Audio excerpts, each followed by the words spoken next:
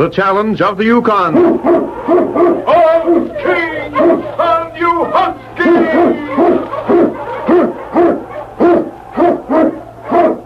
King, the swiftest, strongest of Eskimo lead dogs, blazes the trail through storm and snow for Sergeant Preston as he meets the challenge of the Yukon.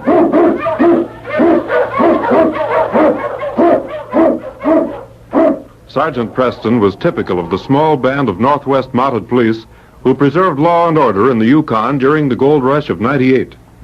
That was the year that brought over 50,000 men swarming into the Klondike region, and the greed for gold led to frequent violence and bloodshed.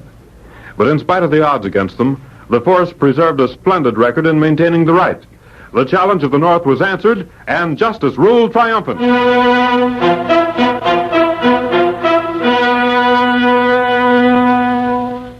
Driving, ceaseless snow made the vast Yukon a blurred mass of whiteness. But even the fury of the storm could not obscure the natural protection of a group of huge rocks that shut out the merciless winds. It was there that two men crouched, guns within easy reach, while they rubbed their hands together for warmth. You picked a fine day to do this job, Manny. I ain't seen weather like this since I come to the Yukon. Listen, Tom, you know the reason we're here. I can't help it if Jim Glynn always drives into Melville City on Wednesdays, can I? Rain, snow, or shine don't make no difference to him. It'll have to be a plenty rich haul to be worth freezing to death. Glynn's carrying the finest lot of furs this side of the Great Divide. I know that for a fact. Well, he's done his last bit of trapping. You see him coming yet, Manny? I can't see far beyond these rocks. You ought to be along. You know, Tom, I don't like the idea of doing away with Glynn. Ain't no other way to get our hands on them furs, is there? No. Well, then. Murder's the one thing we ain't done, Tom. Only because we get what we wanted without it. The other robberies were easy. Yeah. Ain't he coming yet? Yeah. I think that's a sled along there, but it's too far away to be sure. Yeah, wait a minute. Let me see. Ever since you had that touch of snow blindness, you can't tell a man from a grizzly at 30 feet. I think he's coming, Manny. Yeah. We'll wait till he's alongside of these rocks, then... And we'll open up on him, huh? That's the idea. Got your gun ready? Yeah. Well, we just wait now and surprise Mr. Glynn. He's making right good time. Yeah. He's got a good set of dogs. What are you grinning at? Jim Glynn racing like that to the bullet... This ain't no time for jokes, Tom. Sometimes Take it easy, kid. Here he comes now. Get ready. Mush, you holiday! Mush! That did it. Come on, Tom. Let's get those furs and get out of here. Watch out for that lead dog there, Manny. He's loose. All right. But I want to get these furs on the wire sled. Look out, Manny. He's going to jump. Oh! Get down, you mutt! Oh, let go of my hand! Ouch! Nice shot, Manny. Nice shot. That mutt tore my hand. Say, he sure got you. Here, let me help you. I'll have to put a bandage of some kind on till we get to town. It'll be a while before you'll be able to do much with this hand, Manny. I'll take care of it when we get back to town. Come on, Tom.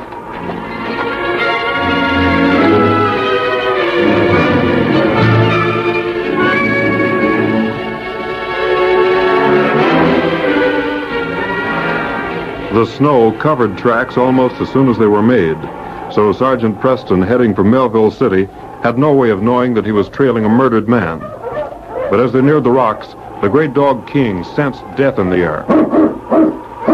What is it, King, huh? All right, fella, you lead the way. Oh, you huskies. Ho, boys. Why, King, there's nothing but snow. Nuzzling around this snow won't get... King, there's a body here. So this is why you... Why, it's Jim Glynn. He must have been... But why? Shot through the heart. And his dog. So they killed the dog, too. And no wonder you were excited, boy. He's following tracks over those rocks. Oh, now I begin to see.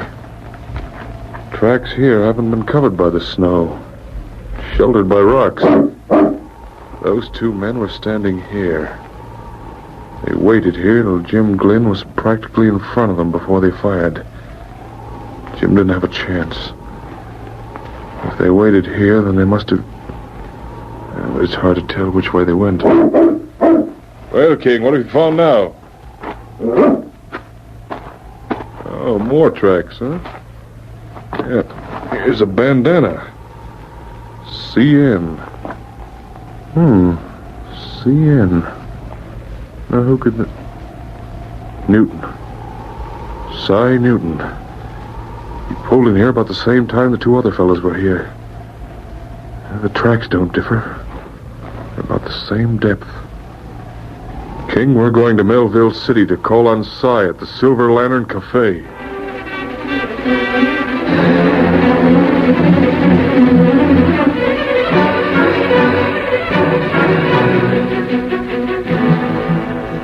Cy Newton sat at the table in a back room of the Silver Lantern Cafe, resting his head on his hands. In spite of the fact that it was early afternoon, the sun had already gone down. The glimmer of the dingy light thrown from the sputtering oil lamp showed where Cy's Mackinaw lay in a corner of the room, wet with melted snow. Oh, Cy. I didn't know you were here. Hello, Manny. What's the matter? You look like you got something on your mind. I have. Well, what is it? Business is good, ain't it? What happened to your hand? Oh, one of them stray mutts bit me. I've got to fix the dressing. He sure tore into you.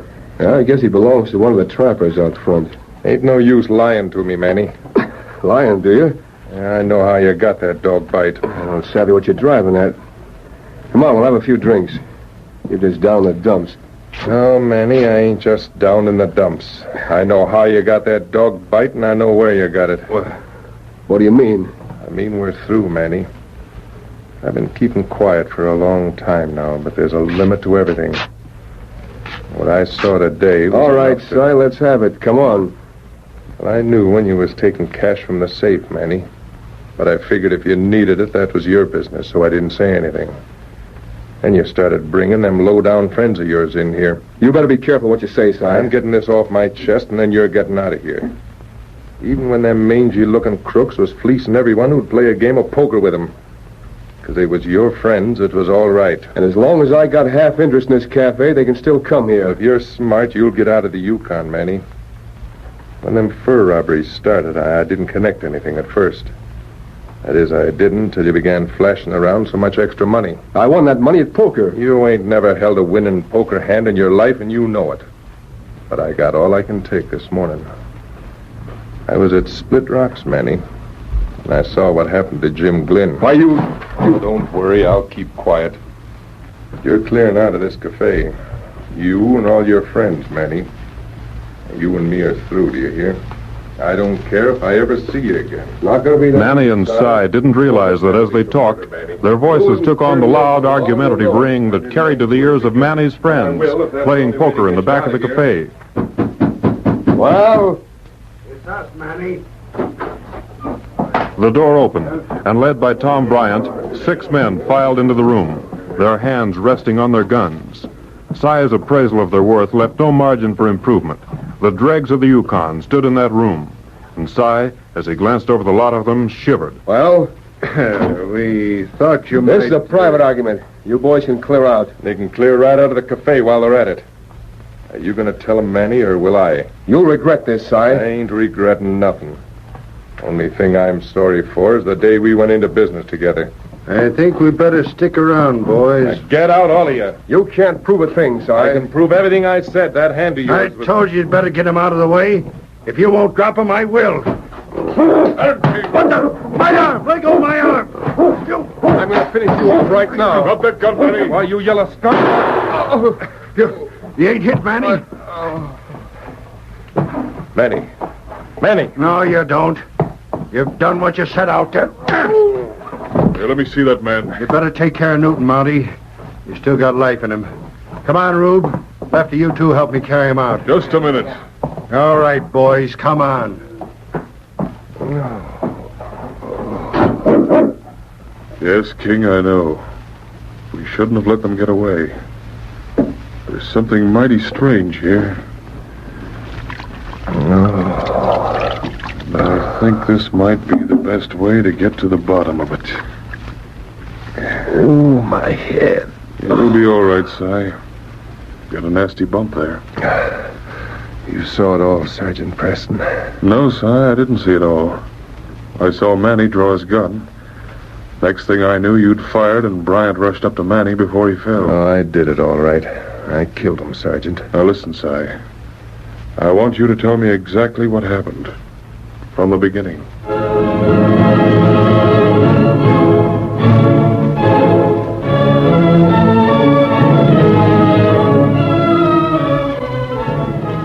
Then when I tried to go up to him, Bryant... Yes, I know. Bryant's pretty free with his fists. I didn't aim to do no shooting. I didn't even think I hit him when he dropped. You couldn't hit the front of a house at 10 feet, Si. What are you looking for, Sergeant? Manny drew first. I saw him. Yeah, but what's that got to do with it? He could have easy killed me and... Oh, well. I guess it's up to you now, Sergeant. I'll just come along with you. Wait a minute. Well, I'm under arrest, ain't I? Well, I can't arrest you till Manny's proven dead. Now, let's see. You were standing right here. I can't see what you're driving at. It seems to me... You stand here, Si. Here? Yes. Now... I thought so. What? I've got a murderer to catch, Si, and I need your help.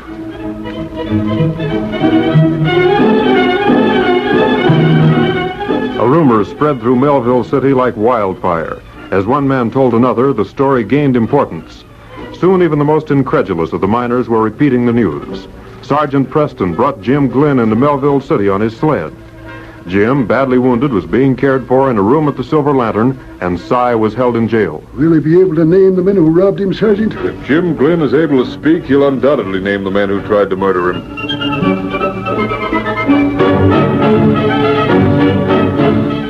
The miners and trappers who frequented the Silver Lantern speculated.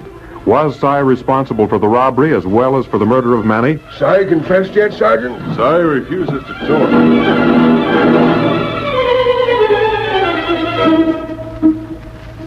Did you hear the news, Manny? Yeah. Preston's waiting for Jim Glynn to talk. Wonder if Glynn saw us. We can't take no chances. He might have had a good long look at us while we was low in our sled. What do you aim to do? We'll make sure he don't talk.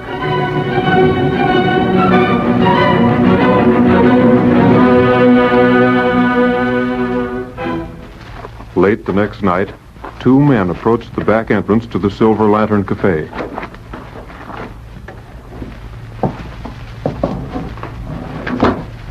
Lucky you had that key, Manny. Yeah. Si ain't been around to change the lock. You can't change much when you're in jail. Come on, let's get this over with. I don't know why you're so dead set in making sure you get him this time. You ain't got a thing to worry about. As far as everybody knows, you're dead. But if Glynn talks, I'll be the one to be jailed for that shooting. That Mountie hadn't picked him up. Come on. He ought to be in this room. He's sleeping. He'll never know what hit him. Go on. Let him have it before he wakes up. You're covered. Drop that gun, Bryant. Preston! Reckon I can get up now, eh, Sergeant? Yes, Si. You can help tie your ghost friend here. So you're very much alive, Manny. I thought... You believe that story about Jim Glynn being still alive, didn't you? You brought him in on your sled. We brought Jim's body to Melville City. Then Si told the barkeep to use the back room here for Jim till he recovered. We've been tricked. You ain't been tricked any worse than you tried to trick me, you low-down skunks.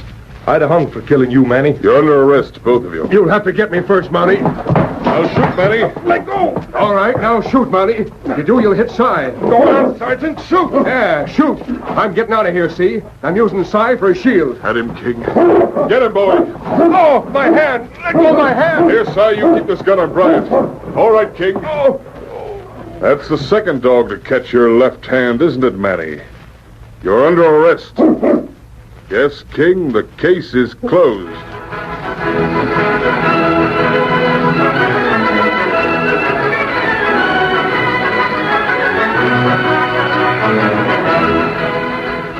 Challenge of the Yukon, a copyrighted feature of the Challenge of the Yukon Incorporated, brought to you every Saturday at this time, originated in the transcription studios of WXYZ Detroit.